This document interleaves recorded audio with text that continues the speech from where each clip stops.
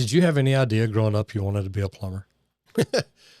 No, did not have that at all as far as what I was thinking about. In fact, plumbing never really was on our family's radar. And candidly, even now, I'm not like a full-on plumber. I'm just an apprentice. I know, but you're trying to be. Yeah. You're trying to get your license, which is great. I love that. So you're an apprentice, but you own a plumbing company. That is true. Yes. I own a plumbing company. It's a little bit different. My story is a little different than probably the majority of people that you have on your show. But my appreciation is very, very large for the plumbing industry. Tradesmen built America. Not policymakers or desk jockeys, but hardworking, blue-collared men and women. Join me, Roger Wakefield, on conversations with some of the nation's most successful skilled laborers. This is the Trade Talks. How did you get involved in plumbing? So kind of a circuitous route. So, growing up, I very, very fortunate. My family really valued education, but really kind of said, whatever you want to do, just be the best at it, and we're going to support you. So I always felt really supported. And I actually got into plumbing with a company where we were, before this, I was consulting for a general contractor. And they talked about how hard it was to find really good subs. But the next thing they would say is, but you can never trust them. And so I was, from some experience before, I was working with a lot of 1099s. And one of the things that we learned with 1099s is how you treat people makes a big difference. Mm-hmm. And so we started giving some advice, and, they said, you guys are kind of crazy. And so I actually started a company, and we were like a one-stop shop GC that serviced a bunch of rental properties. So our customers had 100 to 100,000 rental homes. And this was in 2016. Okay. And over time, we became a licensed plumbing company, a licensed HVAC, licensed electrical. And so I founded that company with a partner of mine. We grew it, raised a bunch of venture capital, about $35 million. And then during that, I really fell in love with the trades. I didn't have a bunch of exposure prior, but seeing it, I saw just amazing people who cared a lot about doing right by others, but who unfortunately really hadn't gotten a lot of maybe business development, business mm-hmm. education. And so they worked really hard, but sometimes they didn't really benefit from all of their hard work. And in particular, I really became enamored with plumbers and the plumbing trade in particular. So when you say that you met these people that, had this major affinity for what they do, they love it. Are you talking the people in the field? You're talking the company owners that you were dealing with? Who was it that you met that you're just like, wow, this is a completely different breed of people? It was actually the technicians, the tradespeople. That there is something really unique and special mm-hmm. Because one, doing incredibly actually difficult work, but on top of that, doing work that's highly complex. And most people, I don't think, unless they get involved in the trades, realize how skilled people really are, and genuinely want to do right by others, and have that mentality of like, I want to treat people really well. Mm-hmm. I think there's kind of some marketing when people are really young, where people, in the past don't have the same kind of viewpoint of plumbers or electricians as they do like an attorney or a surgeon, but in each of their own right, they're just as equally craftsmen or craftswomen, just as skilled, And so I got more exposure and became really, really appreciative. And also it helped open up my eyes to how difficult the actual trades are as well. And you've got your apprentice license now. Yes. How long have you had it? 8 months. Okay. Are you doing anything out in the field with it? So I've been fortunate that I've got some really amazing plumbers. And so they are willing for me to go on jobs with them. Periodically, they'll let me do a couple of different things, so getting some exposure, especially when we do a couple of remodels, mm-hmm. just to learn a little bit. But they're taking their time with me, which I appreciate. No, it's good. And to me, that's a great way to learn. So you're running this company, this multi-affinity company, meaning yep. plumbing, electrical, HVAC, all of it. What draws you to the plumbing side? Yeah. So doing that business, having started in 2016, and kind of building that, it was a great business, but I had a bunch of outside investors. And so over time, it wasn't completely mine to kind of control and own. And, during that, it was great. It grew quite a bit, but learned a lot of what not to do as well, made a bunch of mistakes. And a little over a year ago, ended up wanting to go out on my own, and do something completely different. And so now, with it, we're doing just residential service plumbing. And instead of doing a bunch of different trades, and we were in many states and many markets within those states, it was really complex. Wanted to get really focused on just one trade and in one market. So we're just in the DFW market at this point. So what was it about plumbing compared to the electrical, compared to the HVAC, compared to everything else? I love plumbing. And my son laughs at me all the time. He says, look, the way you love plumbing just blows my mind. But there's something about it. I mean, I get excited about it. I get almost turned on about it. It's just like, man, this is my world right here. Yep. Why plumbing? Why not electrical? Why not HVAC? HVAC companies make great money. Yeah. Especially during the summer times. Electricians, good steady work all year round. Plumbing, it's got its times, but it's still pretty steady. Why didn't you pick electrical? Why didn't you pick HVAC? Yeah, it's a good question. I think with HVAC, so in every business, I think you can make a lot of money if you do it right. You bet. But with HVAC, it's almost like two different businesses. So, in part of the year, shoulder season, you're not very busy in comparison to the summer, incredibly busy. And so it's almost two different business models that you have to design.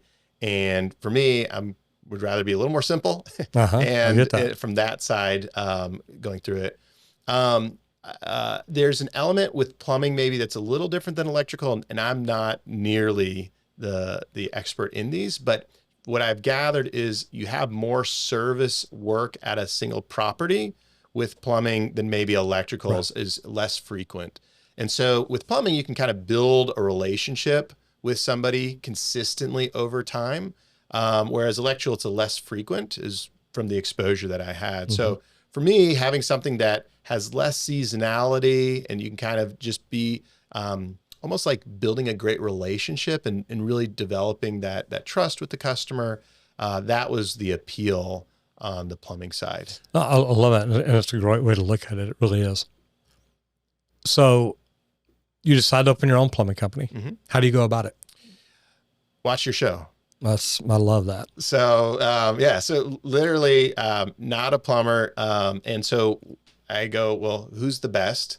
Let me learn from the best. And so used my good friend Google, got online, searched, and started watching a bunch of your shorts and a bunch of videos from you and a few others as well. And then this actual podcast literally changed everything for me. So I was watching this podcast, saw one you did with Jimmy Dale and learned a lot from him. And then this other one with David Butler. And so David felt that there was a lot there that had some similarities with myself and kind of his journey and his story. And so after watching it, I reached out to him and he was kind enough to spend some time with me, and just to share some of his wisdom. And I explained what I was wanting to do, how I kind of thought about, doing it maybe a little bit differently than had been done before. And he has mentored and trained so many people. And he goes, I've got two people that you should talk to that no longer are with us, but I think the world of. And one of them was who now is one of our owners and partner of mine. His name's Stephen Smith. He's actually been on your show before too. And he connected me with Stephen. And so when Steve and I started talking, it was like, it was a hour-long lunch at Jason's Deli that ended up lasting 4.5, 5 hours, and you have those types of people who you kind of connect with. You bet. In a deeper fashion. And some of his philosophies on how to treat people, most importantly, how to treat plumbers, really aligned with what I thought was the right way to build a business. Love that.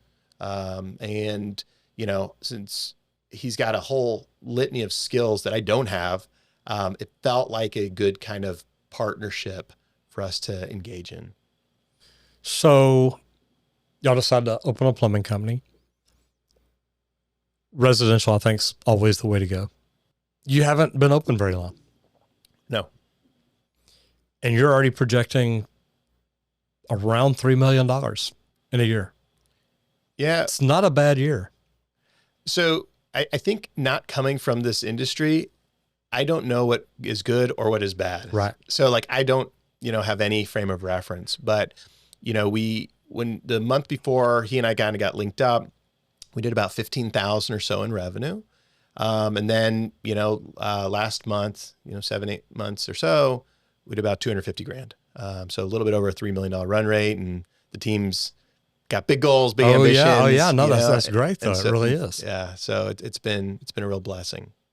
Yeah, I love it. And number one, I know a lot of plumbing companies that have started and, they're a year, 2 years in, they're still trying to hit $1 million. And, you're going to do that in just a few months. Mm-hmm. Great way to look at it. Great business plan. What do you think helped you grow as rapidly? So I think there's been a couple of things that have really served us well. So I think the first thing really comes down to the people. Mm-hmm. And for me, I know you're a big fan of Michael Gerber, mm-hmm. And specifically of like being the technician versus the manager versus the entrepreneur. It's hard to do it all. It is. And in fact, you really shouldn't do it all, mm-hmm. if you're wanting to have a business. And so one of my weaknesses actually ended up becoming a strength. And that is, since I could never be the technician, the plumber, it forced me to think about the business maybe a little bit differently from the outset. And the primary driver of that was people. And so how do I attract and retain the best of the best people?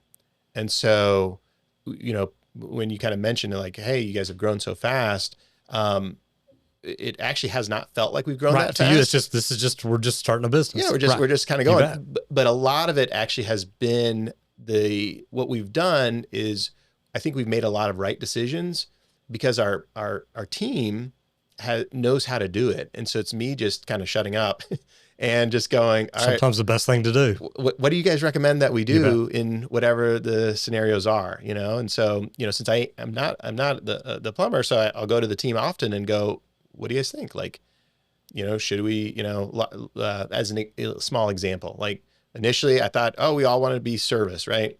We're going to show up, we're going to, take care of the customer, same plumber will fix it. And some of the guys go, I actually think there's a better way of doing it, and here's why. And so we're now looking at sales and install as like an approach that they're excited about, but that was not my idea. It was the team's idea. So I like that. So a lot of it has really been finding great people and then just getting out of the way and letting them go through it.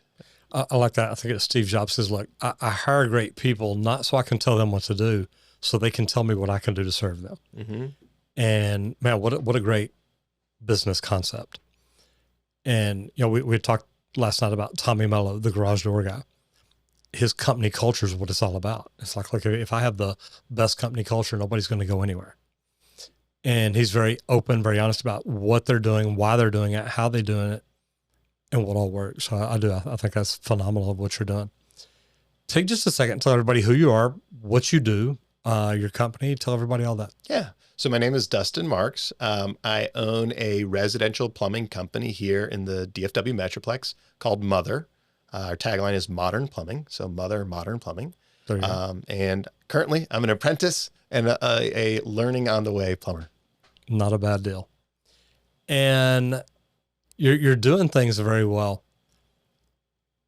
What was the first day like? What was it that you did the first day to say, look, this is what's going to make our phone ring. This is what's going to be different than what other people are doing? So the very first day, the first thing that we did was I wanted to build trust and just kind of go, I don't know the right things to do. And just going to the team and going, what do you guys think? So one of the first things that we did was we got clear about like what are the behaviors and values and how we operate that we want to have others kind of live. And so that has served as kind of almost like a screening for us to go, should we bring on this person or should we not? Or in the case where we brought someone on and we thought they were going to be, and it turned out not to, it's not been often, but we've made a couple of mistakes, good people, just not the right people for us. But that was one of the first things, was really kind of getting clear about like, what kind of people do we want? And then the other thing for me was getting clear about like, why do we even exist? And for us, it's about helping people thrive. And so our kind of ethos, our mantra is like, happy plumbers. If we make the plumbers really happy, they'll take care of the customers. We take care of the customers, it works for the company. You bet. And that kind of virtuous cycle, but like everything being oriented around really taking care of the plumbers, And so where that led us is one of the things I've learned is having calls on the board really critical for the guys. Yes, it is. It's a big part for earning and all that. And so that has then driven where, we spend more on marketing and advertising than probably the majority of companies per person do, because it's so critical that we have our plumbers in front of customers, but like good quality calls too, not just people who are, You bet. So you know better than I. Oh, no, I get it. No, I love it. I really do. But, it's funny because the amount of time that you've been in business, I'm thinking, man, to go from that to a projected 3 million a year, that's really, really good. Really good. And looking at you doing it from day one, and you're getting ready to bring on more plumbers right now, correct? Yeah, we just brought on 2 this week. Good deal. So, what you're doing is just, it's phenomenal. And I love the way that you look at it about the culture of the company, building a company that the plumbers want to work at. It is the way I've always looked at it. And trying to set it up to where they want to come in, they want to do the right things each and every day. So to go back and look at that and say, what kind of training do you have in place for your plumbers right now? Or are you just bringing in plumbers that you've heard good things about, you like their resume, whatever? Or do you have an onboarding process that really helps you dial in and make sure, look, this is the right guy for us? Yeah. So I guess first off, we're still very early in our journey. And so I'm sure over time it'll become more sophisticated than what we have today. So this is like very basic. But our attitude is over time, we'd like to have more development of people who are fresh and like don't even have exposure to plumbing. As well. And what's great about like my partner, Steven, and then also several of our guys is they've seen how to do the training from David Butler and others. So they're like, we're going to take some of those learnings as well. So to answer your question, we have an onboarding right now. And in our onboarding, one is just make sure the guys are clear. Like, here's what's expected of you. Like, here's how you can advance and promote. Here's what would get you fired. But like people being super clear has been something. And also like, here's how we're thinking about building this company and how we're thinking about growing. So those have been some things that we've got in place. It's about a week right now of like an orientation, as opposed to, it's tempting because we're just busy of just going, here's the keys, go run a call. I get it, but literally, we've had a couple of calls where like, I know that you want a water heater in, we just can't get to you today. And even though we have someone who could, we want to do right by the guy because we're thinking about more than just the one call. We're thinking about that person's experience for the long haul. So that's been it. So now with the apprentices, they've kind of built almost like a curriculum where it's like, I think they've got maybe 60 or 70 questions that they're wanting to go through and to learn. And then there's going to be like a test to get approved by the plumber before they can then move on. And so, that has been a part of it, that the guys have designed it. I have had very little other than like, here's our core values. Right. Here's what matters. But they've really kind of spearheaded that. One of our guys, his name's Jerry. He's like super passionate about developing himself. And, he's like one of my favorite highlight stories, because here's someone who came from a very difficult upbringing and background and has advanced in all through plumbing. But he's like, through this wonderful opportunity of plumbing, I'm a good plumber, but I want to continue to grow myself. And so he actually built out all of this training for our apprentices, extra hours, no extra compensation, like just wants to help them grow and give back. And he's got a very bright future because of that, which is really cool. So what in your background got you ready for this? I think since I've had multiple companies that I've owned and operated before, a bunch of mistakes being made is probably what has helped along the way. So one of the things for me that I've done is I go like, who is the best in class at whatever that thing is? And I try to learn from them, And so by doing that and learning from the best of the best, it allows me to go, well, let me try to replicate. Let me not try to reinvent the wheel and learn from them as well. So that I think has served me well. And then also being willing to be wrong and not like, I just want the outcome. I don't care as much of who is the person that had the idea to get us to the outcome. I like that. And that, when I was younger, there was a lot of ego there. And there's still some ego, but like, especially when I was younger, it had to be my idea for it to be successful, and somebody sent me a copy of a book the other day or sent me a title of it. And it was something like that. If you want to be successful, you've got to check your ego at the door. And I'm going to have to go back and find it because I saw it and I thought, wow, that's pretty interesting. Because I think that there's some ego. It takes some ego to have the balls enough to step up and say, look, I'm going to open a company. You've got to believe in yourself enough to say, look, we can do this. Totally. So there's got to be some ego there. But a lot of people are like, oh, this company's going to be perfect. I'm going to do everything right. And I'm going to always do amazing things. And I'm never going to make a mistake. And it's like, dude, if you're walking in thinking that, you shot yourself in the foot already. And I think to your point, you bring something up that's really valid. And that is also like, how comfortable are you and more importantly, your team of making mistakes? Like, you've run a bunch of businesses too. And not every person does every single thing every day perfectly. Never. I mean, people make mistakes every day. I understand it. I remember a plumber called me one day. I mean, you could hear it in his voice, something's wrong. And he calls me like, Roger, I got to talk to you. It's okay. What's up? He said, that new camera we bought. Yeah. He said, man, I ran it down the line to locate where this break is. And I pulled it back a little bit and found it and pinpointed it. He says, and we dug it up and I'm down here and I'm cutting it. He says, man, all of a sudden it's like sparks are going everywhere. And I'm like, I don't know what's wrong. He said, I didn't pull the camera all the way back. I just cut the head off of it. I said, okay. He said, look, I'll pay for it. I said, no, you won't. He said, no, I will. He said, I know how expensive this is. I said, dude, look, we made a mistake. I said, are we going to do it again? He said, you could hear, oh God, no. Okay. We'll learn from it. We'll talk about it. We'll make sure other plumbers know, hey, don't ever leave the camera there and we'll be fine. I said, but after you're done with your repair, let's get it in the shop. Let's get it taken care of. And he's like, you're not mad? I said, well, don't get me wrong. I'm not happy about it, but it's a mistake. It happens. And it does.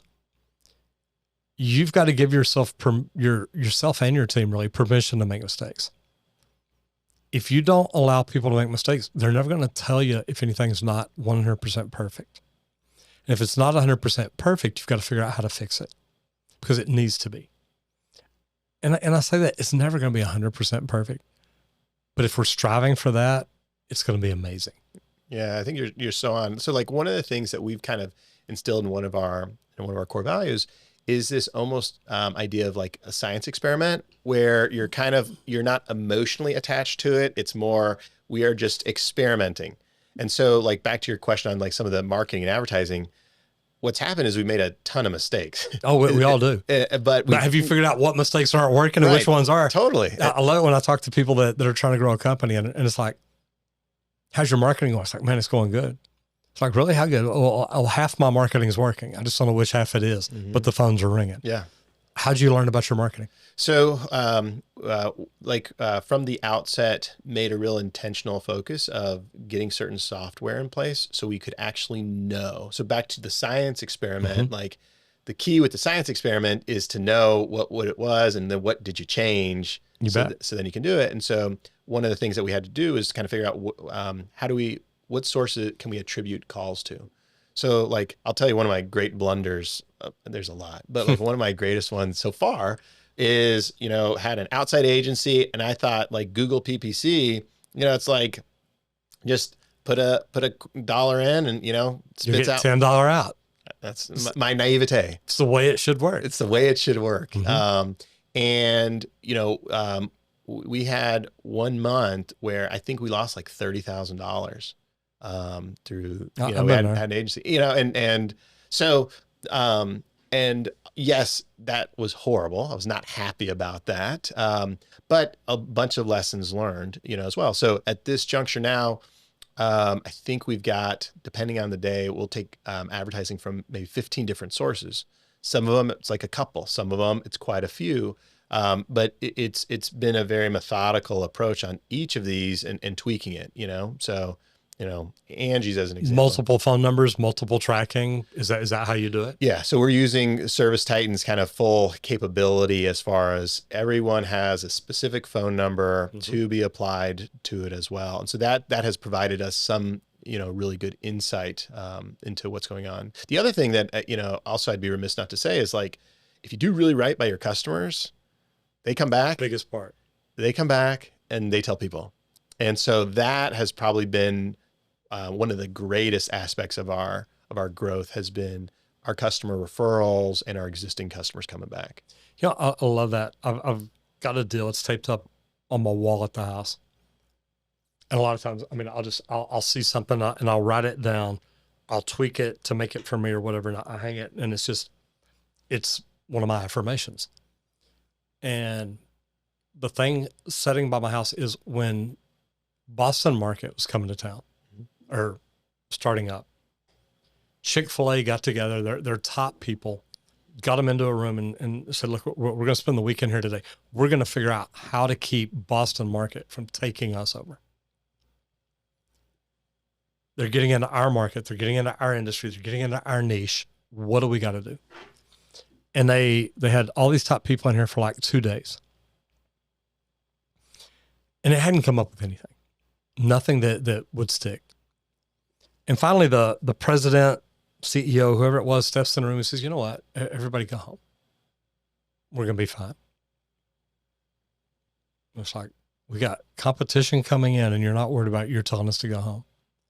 He says, at the end of the day, if we get better, our customers will demand we get bigger. Let's go home.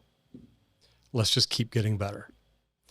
And to be honest, it's the best way to run a business. Mm-hmm. Just keep getting better. Keep doing things better each and every day. I think that's one of the reasons that we are only a plumbing company after having an experience before of a lot of trades is there's so much to learn and to become excellent within plumbing that you can keep learning. Yes. Yeah. I mean, I've been doing this 45 years. I'm still learning. Totally. It's like, wait, what? Let's try that.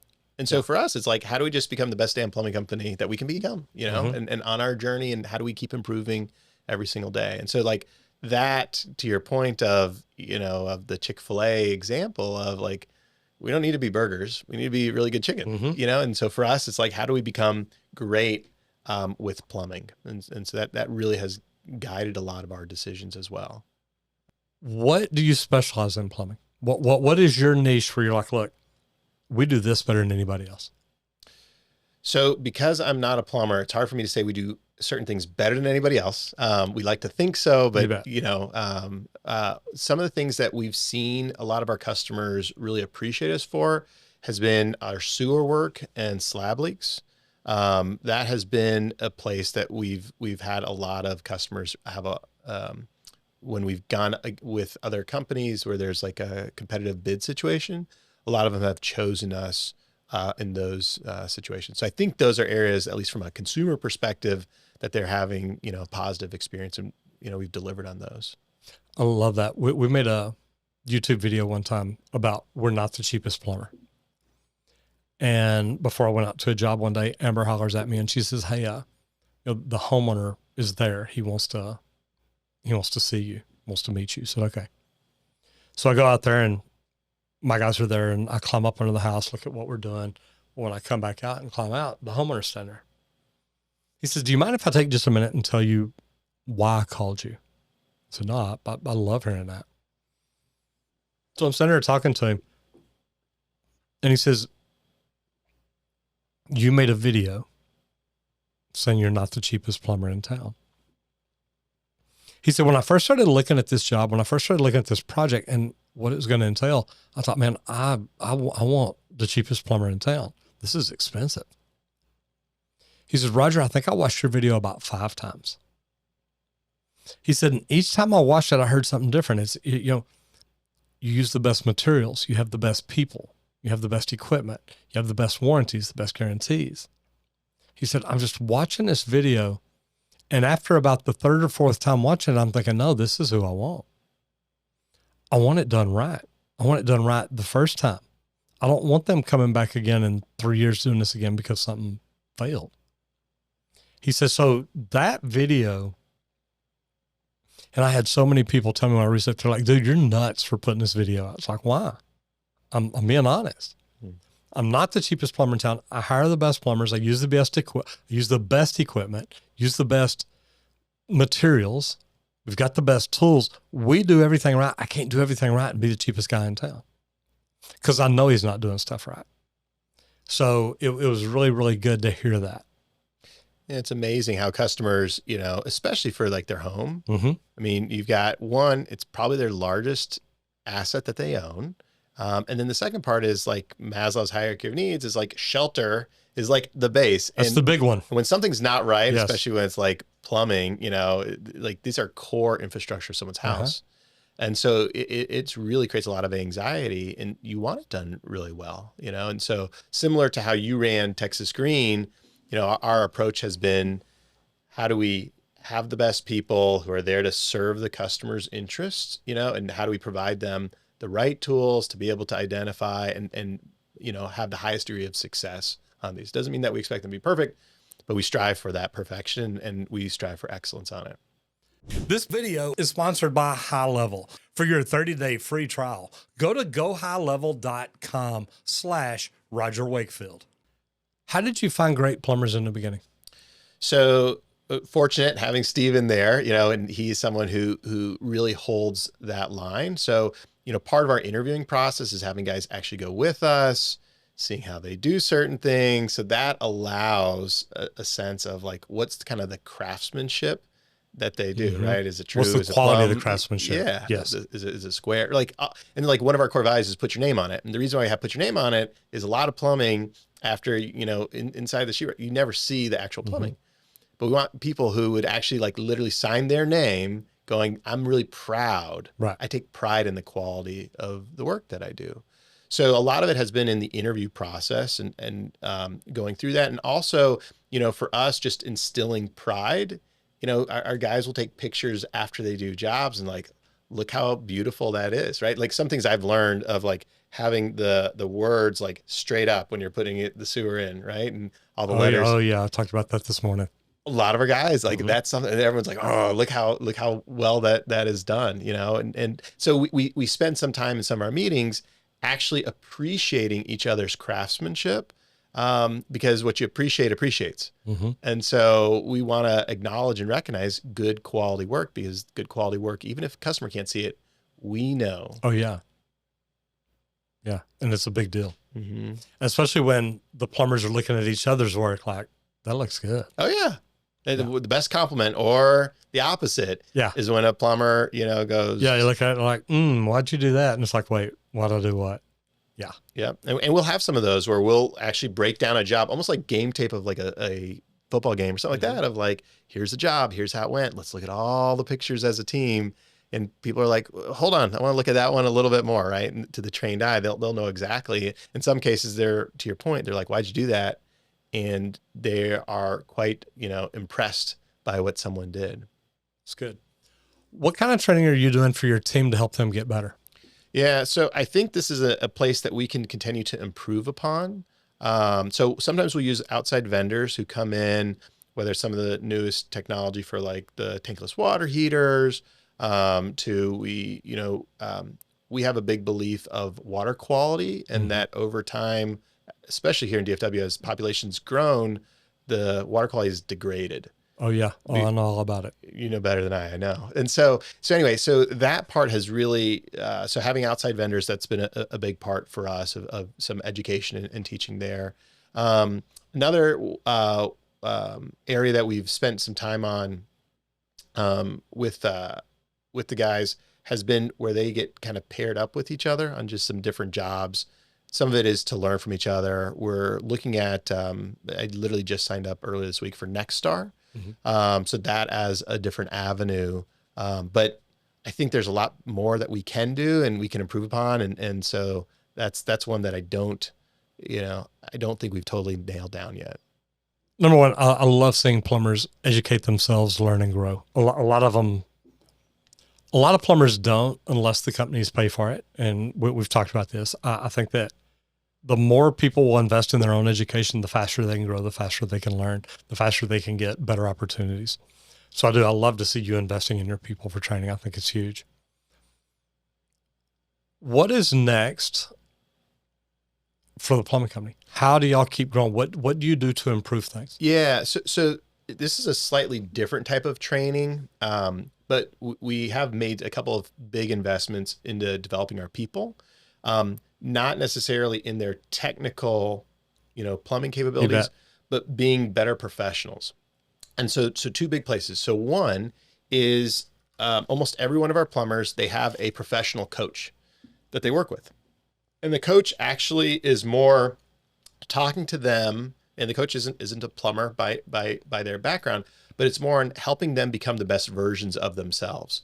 And in some cases, there's almost this like wagon wheel kind of concept, and like each spoke is an aspect of your life. So like one spoke might be your work, another one might be your finances, another one might be your significant other, another one might be your family, another one might be your health. Like, you bet. And if you ever kind of rate it, and some are a 10, some are a 5, well, then as that wheel turns, it kind of feels clunk. You bet. And so people struggle with that. But sometimes we aren't, unless we take a moment out to reflect upon that, we don't see it. We don't see it. Yep.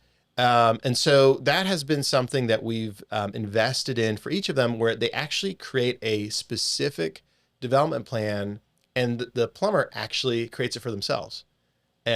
Here's how I want to grow. Here's the way that I want to progress, as well. And so one of the things for us that we've kind of got is we're looking about 18 months out and going, where do we think the business will be? And more importantly, what does the organization look like 18 months out from now? And so what I want to do is I want to promote from within. Like after my prior one where I pulled some people from outside in, I saw the culture change. And so I'm like, I want to just help people develop from within. And if we don't have people skilled enough, what's going to happen is the company's just not going to grow.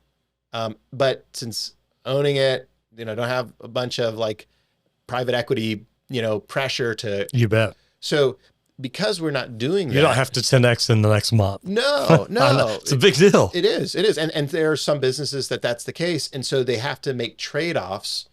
And so the business that I want, which is, I want this to be multi-decade, is I don't want to have that kind of pressure to do things unnaturally. And so instead, I'd much rather, if we have to take a little bit of time and slow down our growth to grow our people, I'd rather do that. And so kind of to your Chick-fil-A point, we want to develop our people as they go, and that to allow the company to grow. So that's like one aspect. The other thing is we do this thing called Great Game of Business. And I'm not sure if you're familiar with the Great Game of Business.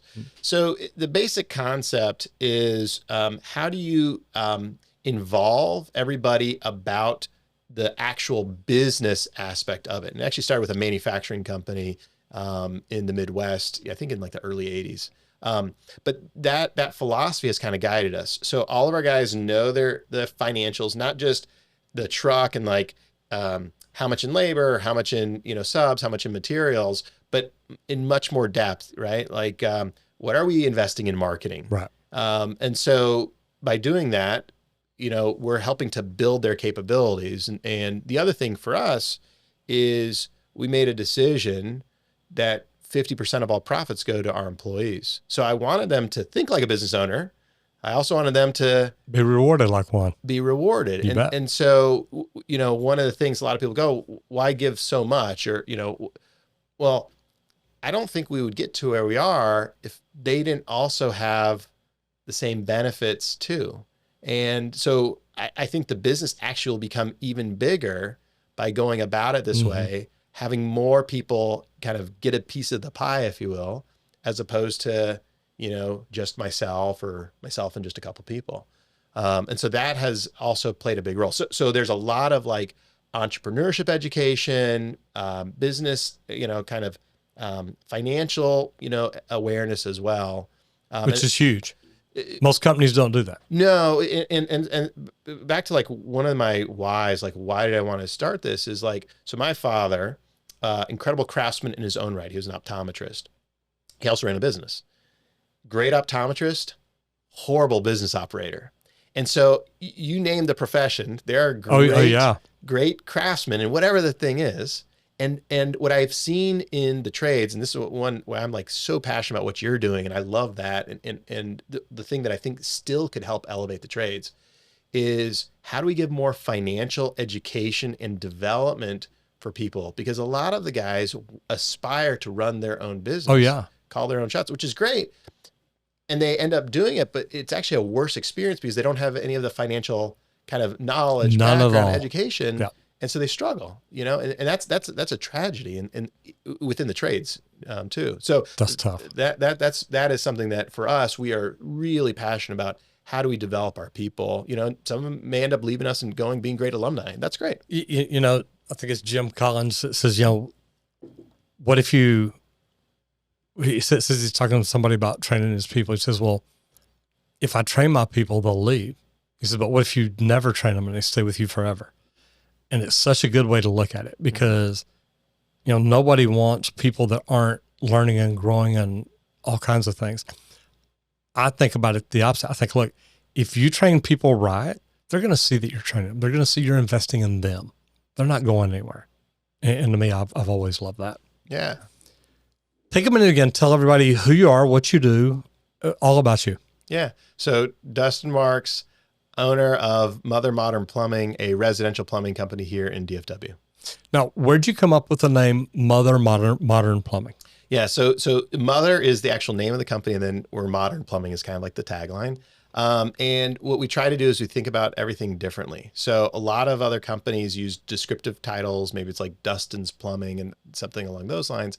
What we wanted to think about is what is something that will be memorable and different? Because if everyone's doing the same thing, no one's ever going to remember it as well. And so right now, in a lot of people's customers' minds, Mother really doesn't hold, like, people don't go like Microsoft, you kind of think of computers, but Mother doesn't really hold a specific place, but it's a very memorable name.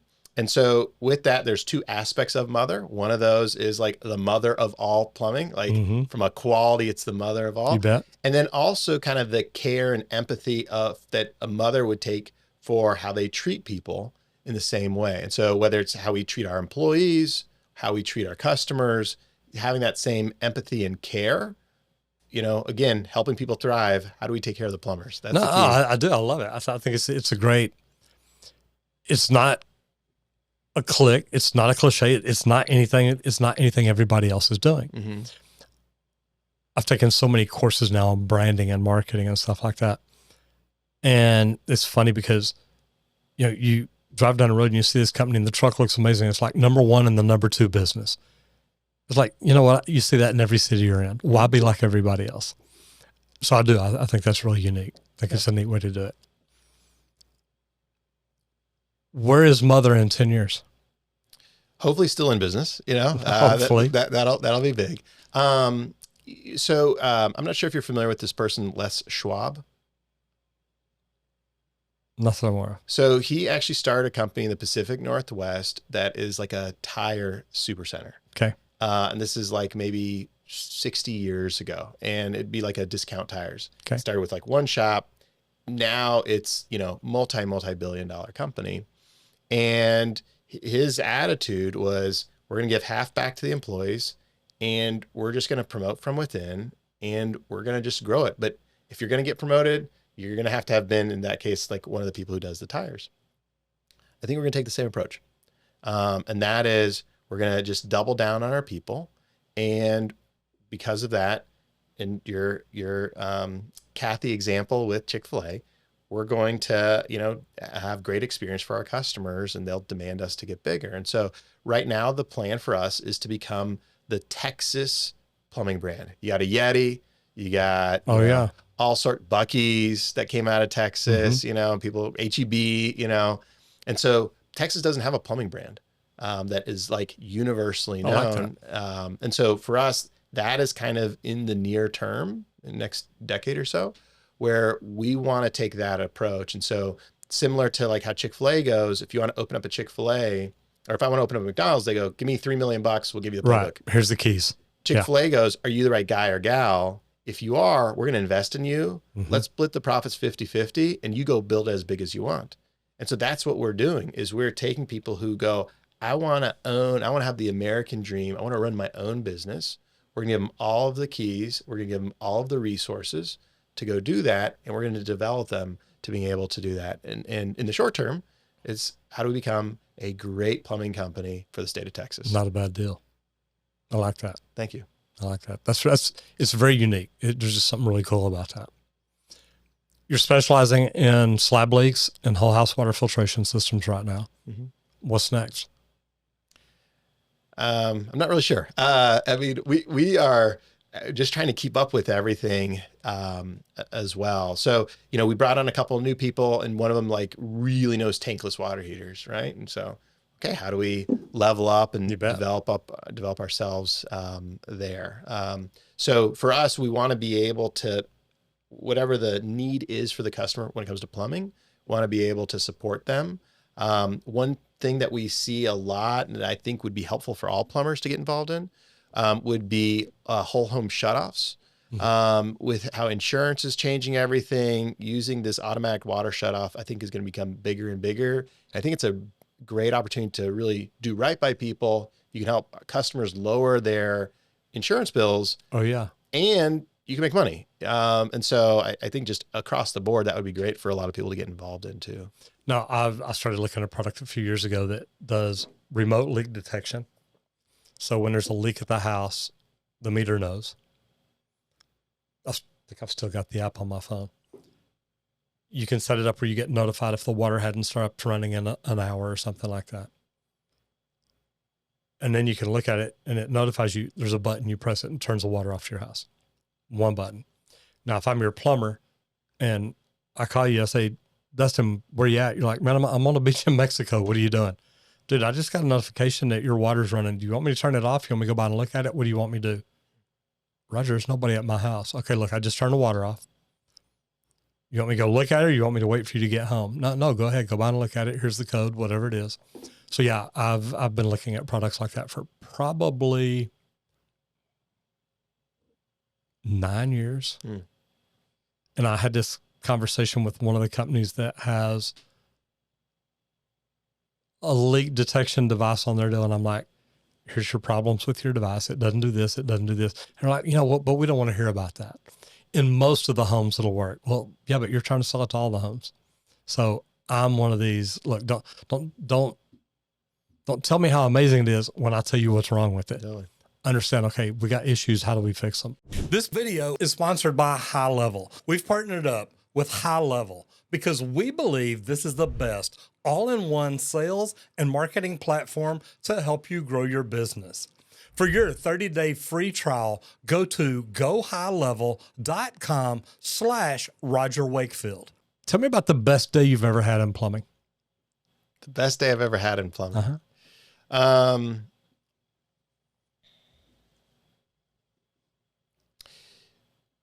So we had this customer, her name's Diane Robinson. So Diane, it was a cast iron, repipe to her house. And she's kind of like, I would say, middle income, not the most affluent, not on the other side, and had foundation work done. After that, they sent the company that's tied in with the foundation company to go do it. And oh my gosh, you got an issue. And she's like, well, what's it going to be? And the other company, she talked about this. They said, you know, it's probably going to be $80,000, you know. And she's like, oh my gosh, what am I going to do? And they're like, well, considering your house, you know, I don't know, but maybe it's worth more than your house. Like kind of like this, like throwaway comment. And she's like, is your house worth an $80,000 investment? Yeah. And she, you know, but it was kind of like snarky, and she was so devastated about it. And we came in, we found some alternative ways of actually still fixing the same thing. It was still expensive, you know, in the total dollars, maybe it was 50 grand or something like that, but a dramatically different experience for her. And when we were talking with her, like she gave me the biggest hug, and she goes, I can't tell you how thankful I am. Isn't that amazing? I know. I'm going to pay you $50,000 to do your job. And let me tell you how thankful I am that you did it. Yeah. Yeah. Yeah. And so, and like literally a couple of weeks ago, you know, after finishing one job for one of our customers, one of our guys, or two of them, Apprentice and one of our plumbers, Jerry, I was telling you about, they like moved, you know, this elderly woman's armoire. Right. And so like, and they were just like so touched by that. And so, you know, having some of those experiences, like I take so much pride. We've got at this point 2 locations on Google. We're not a lot of reviews, but maybe about 430, 450. It's not bad for a lot of plumbing, especially a plumbing company that's only been around as long as you have. That's good. 5-star on both. Like, that's good. Like I think we have like 1 or 2 4-star. Like, so like those types of things, you know, our guys take pride. I take pride in it. But just like one thing I remind our people, and I would tell anybody listening to this who's in the trades, is like, you're a superhero. Like you really, you may not realize it, but you are saving the day. Absolutely. On every single one of your calls. It's what we do. It is. It's so impressive. We're superheroes without capes. Yeah. That's what it is. Tell me about your worst day ever plumbing. We have, so this was like, I got so many screw ups. So here's one of my really good screw ups. So back to like, what is it that I, as an owner, need to be really focused on, right? Making sure my guys have calls. So one of the things that we want to do is we want to pay our guys way above market, but we want to be like really thrifty in other areas. So one of those is our call center. We want our CSRs to be offshore. And so with that, I want them to be high quality, but I want to have somebody who can make a lot of money for their local market. So we brought on these 2 people from Jamaica. Amazing, like just really, really good. We gave them the script, not the kind of training we needed to. And we just saw the quality of calls just drop down. And I saw, and this was like about 2 weeks, and I saw the morale of our guys. They just got so discouraged because what was happening is the really good quality calls, the CSRs weren't booking. And then the lower quality calls, they would just give like a free estimate. And so they would show up and they were just going free estimate to free estimate of lower quality calls. And it was, you know, our guys are like, I'm doing my best, all of that. And that was something where I totally missed it. And we quadrupled down on training, still have, you know, some of the same CSRs, but we've invested in them. They've gotten better. And so the quality of calls are much better. Good for you. But seeing how our guys really struggled, that was something that was like really, really painful too, you know? So that's one where I took that personally because like I dropped the ball. It was my fault. You said you just joined a best practice group. What are you hoping to get out of it? What do you think that it does to help your company? So I had the privilege of maybe 3 weeks or so going up to a plumbing company in Chicago, J. Blanton Plumbing, and seeing their operation. And they were maybe 3 years ago, they were like 5 million. Now they're in the 20s. And it just was like such a great eye-opening experience. And one of the things that they had is they had a really strong sales process in place.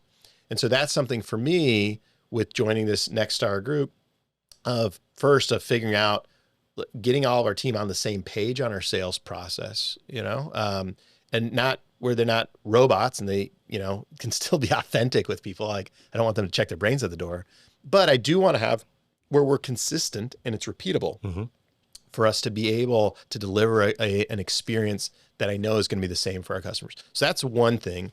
The second one is, as we're now migrating to sales and install, what's that same install process that's really dialed in where every single one as we do more that are solely there, that isn't so dependent on, well, does this technician do it the right way or not? So that's the second one. And then the third thing that I'm super intrigued by is this like pack out system that I'm sure you're very familiar yeah, no, with. I've seen some vans that look freaking, I think Milwaukee's done amazing things. I do. So potentially, do we just pull all the inventory off the trucks and then just use pack outs? Every single job having its own pack out. Like I watched that in operation. It's like Amazon, you know? And so you're kind of seeing that evolution within plumbing companies of this really sophisticated logistics. Wait till you do it in one van. And then every other plumber will be like, dude, I want my van like that. It is that good. It really is. It was cool to see. So, but there's a lot of things to get in place prior and, you know, so that's something, you know, for some of our operations team to kind of, do we want to do it? If so, when? What I would do is look at when you're bringing on your next 2 vans, pack them out 100%, do it right. And then let the other plumbers see those. They're going to be like, dude, that's what I want right there. It is that good. That's a great idea. It's a neat way to do it. Thank you for that. Because then you're not just retrofitting everything. As you bring in 2 more, and matter of fact, the 2 new vans you get, give them to your top sales techs. And so y'all are moving into these new guys are going to move into those. Then they get the new van, the new pack out, the new everything. Then when you bring in 2 more, take your next top 2 guys, put them in it.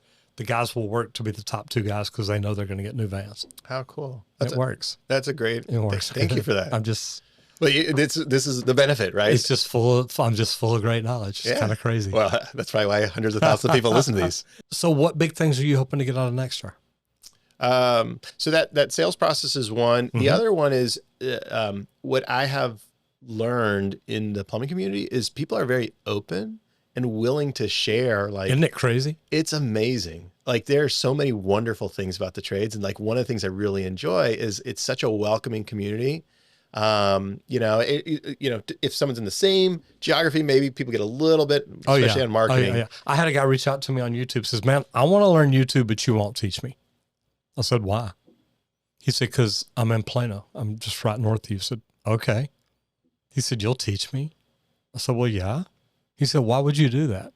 I said, I don't know if you know this, there's 8 million houses in the Dallas area. I can't get to all of them.